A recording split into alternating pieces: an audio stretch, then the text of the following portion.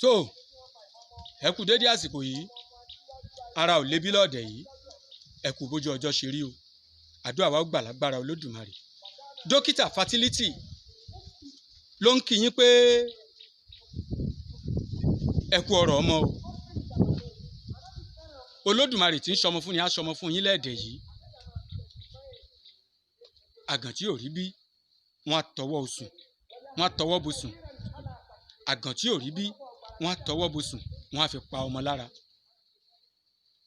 Lágbára Olódùmarè, gbogbo ẹni tó ti bí òníyàn kú o, àbíyè lọ́mọ tèmi. Lọ́sẹ̀ yìí tá a máa mẹ́nu bà tí ó ń fa àìsàn àìrọ́mọbí ságọ́ ara èèyàn ní tí ò jọ wá lójú rárá ni.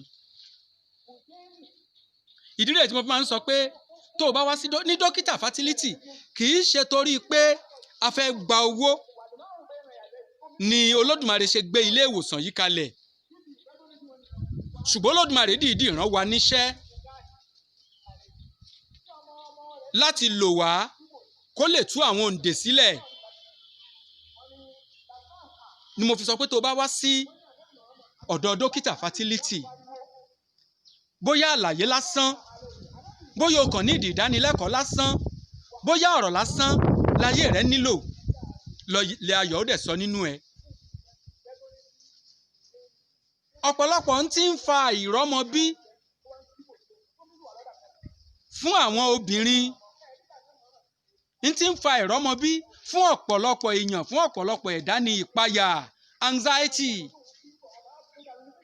When you are anxious to get something desperately, báwo sáà gbọ́dọ̀ ní kinní yìí ni, nígbà òní wà lóyún báyìí àti ẹ̀mọ̀ bóyá ìtàsí yóò tún lóyún, já tún dán wò, já tún ṣe kinní kan, bóyá lè ó tiẹ̀ doyún. Kò wá jẹ́ kó tiẹ̀ mọ béèyàn ṣe ń ṣe ètò ìbára ẹni lòpọ̀ nínú ilé ẹ mọ́. Wọ́n sá ní gbogbo bí ó bá ti bá yín náà ni ẹ ti mọ́ bára yín lòpọ̀. Anxiety, ìpayà bóyá Ọlọ́run ó ṣe kinní yìí, ìpayà lásán ó ti fà á fẹ́ lòmíì tí ò sì gbọ́ pa. Kí ni ń já ọ láyà? Kí ló ń bà ẹ́ lẹ́rù? Ìpayà lórí àwọn nǹkan kan tó ti ṣẹlẹ̀ rí kọjá lọ, ìpayà lórí àwọn nǹkan kan tó ń ṣẹlẹ̀ sí wa lọ́wọ́lọ́wọ́, àti ìpayà ohun tá a mọ̀. Bàbá tètè lóyún báyìí ní ìsìn, ọkọ mi ò fẹ́ yàwó mi, àwọn ará ilé ẹ̀ wọ́n á mẹ́lòmíì wá fún, àwọn ọ̀rẹ́ ẹ̀ ó gbà á nímọ̀ràn, a máa páyà. Ìwọ tó ń wá ọmọ tó tún ń páyà, tí ìpayà òjò sinmi àti róyún ní yóò díṣẹ́ o. Kódà ẹni tó bá ní ìpayà eléyìí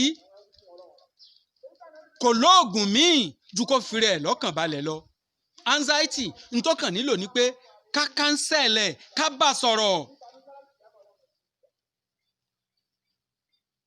bá sọ̀rọ̀, ká mú rin àwọn ìrìn àjò kan, kì í ṣe pé a máa rìn káàkiri o. Ká mú rin àwọn ìrìn àjò nínú ìrírí ayé nípa ìbára ẹni sọ̀rọ̀. Lágbára Olódùmarè, ọlẹ̀ ayọ̀ á dẹ̀ sọ nínú rẹ. Ìpayà, má fi ìpayà ṣeré ẹ léṣe. Pè dókítà fertility sórí nọ́mbà 081 09 83 0865 081 09 83 0865. Eléyìí náà ni WhatsApp nọ́mbà wa. Wò wá lórí YouTube channel, oríṣiríṣi àwọn ìdánilẹ́kọ̀ọ́ ló wà ńbẹ̀ tá à ń ṣe fáwọn èèyàn lórí bá àti rí oyún ní, bá àti rí ọmọ bí, bá àti gbé oyún lágbèéyè, bá àti bí lábìíyè. Olódùmarè á ràn wá lọ́wọ́ o. Mo máa ń sọ pé ní dókítà fertility àwa ń gbìyànjú ni o. Elédùmarè ló ń ṣọmọ fún wa, àbíyè lọmọ tèmi ó jẹ́.